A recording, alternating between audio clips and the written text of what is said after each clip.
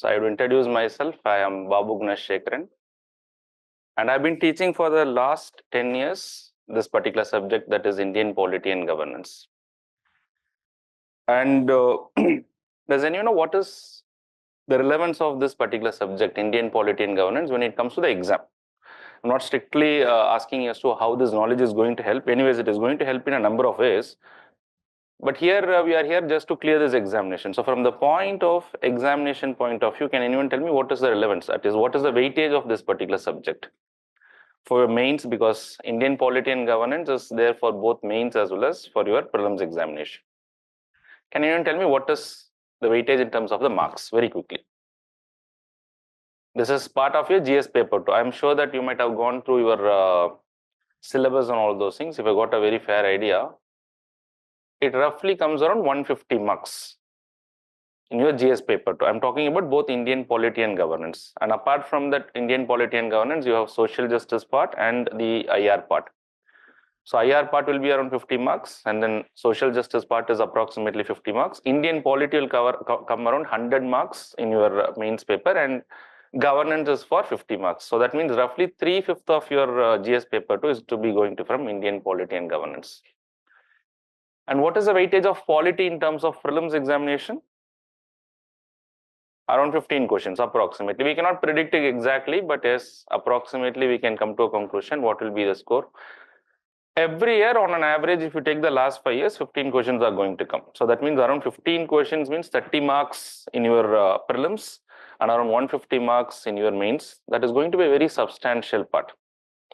This doesn't mean that the other subjects are not important. So are the other subjects also. But yes, this subject is also very important. So how do we do this particular subject? What is relevant? Because most of the other speakers are also told that how you should follow a particular source. So I'll put it in my own way. Today, the biggest problem that the students are going to face is what is called as content terrorism. I would coin it that way, that what is called as content terrorism, which means there are too many sources that you are not sure where to follow. So if you have to clear this examination, you should be aware of this content terrorism, and you should not fall prey to what is called as this content terrorism.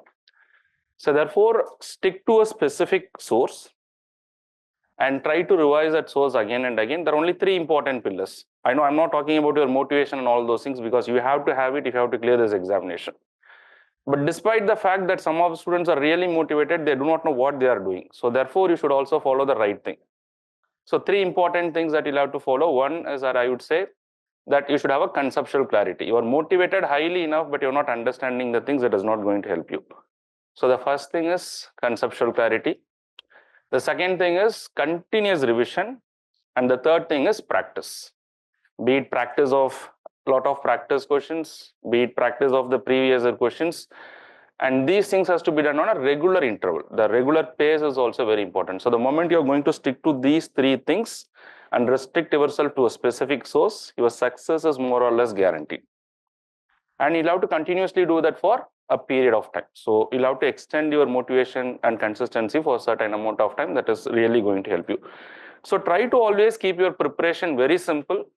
Santosh sir would have told that I've cleared this examination multiple times. It is not that I've done extraordinary things. I would really made my preparation very simple. I kept doing the same thing. I believed in certain thing and I kept doing the same thing. I did not discuss with many people who are preparing for the examination. Yes, I liked certain people. I liked their guidance. So I started following those things and I kept it so simple. In fact, I read only very relevant materials for UPSC. So therefore, I was not really confused. And also during my preparation, I was very aloof. So probably at the time I was working.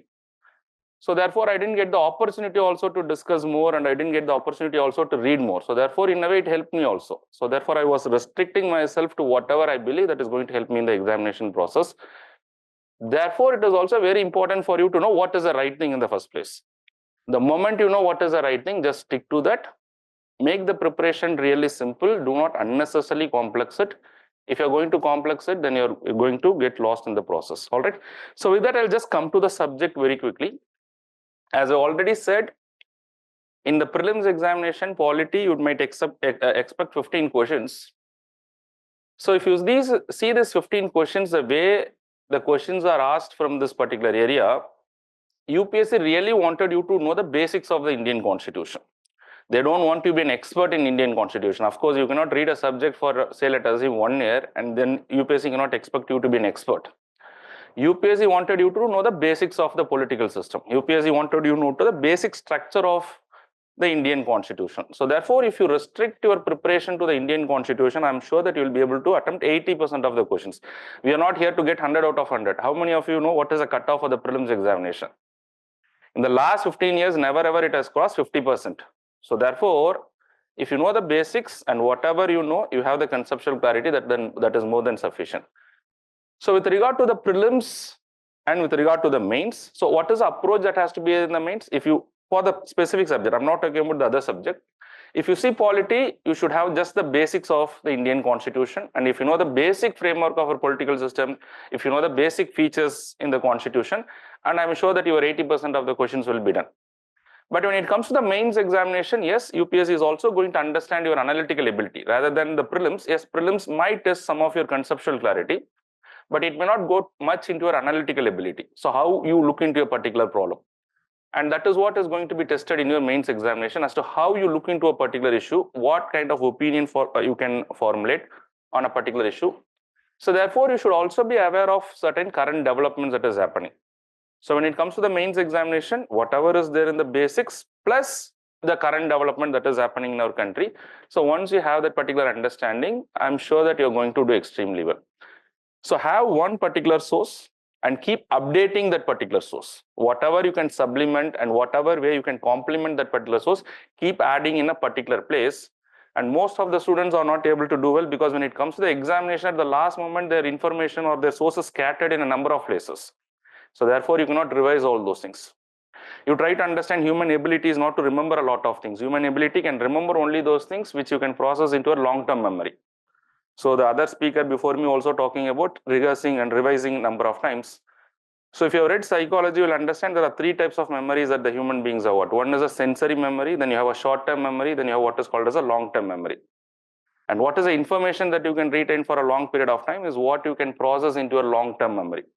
There are multiple ways that you can take the information into the long-term memory, where once it enters into a long-term memory, your brain is organized in such a way that you'll have both short-term memory and long-term memory.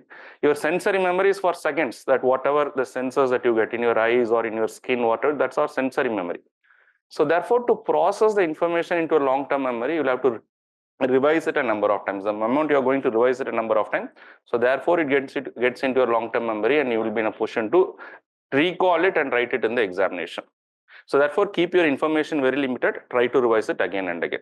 So what we'll do in the class? In the class, we'll try to make sure that you have a comprehensive. Whenever I take up the polity subject, I'll deal it in such a way in the class that it will be an integrated approach for both prelims and the mains. But there are few areas, say, which is restricted only to the prelims. There are few areas which is restricted, say, only to the mains. So there we'll have only main specific approach, and whatever is relevant only to the prelims, there we'll have a prelims centric approach. All right. So just before I conclude, so there is also a part which is called as governance. So Indian polity is there in the Indian constitution. There's also something which is called as governance. How many of you heard about this word governance? What do you mean by governance? Indian constitution, I would say constitution is the fundamental rule book based on which the country is governed. So that therefore you should know what is there in the constitution. But governance is not written down anywhere. So what is your understanding of the word governance? Because it is a specific part in your syllabus. Can anyone tell me what is your understanding of governance?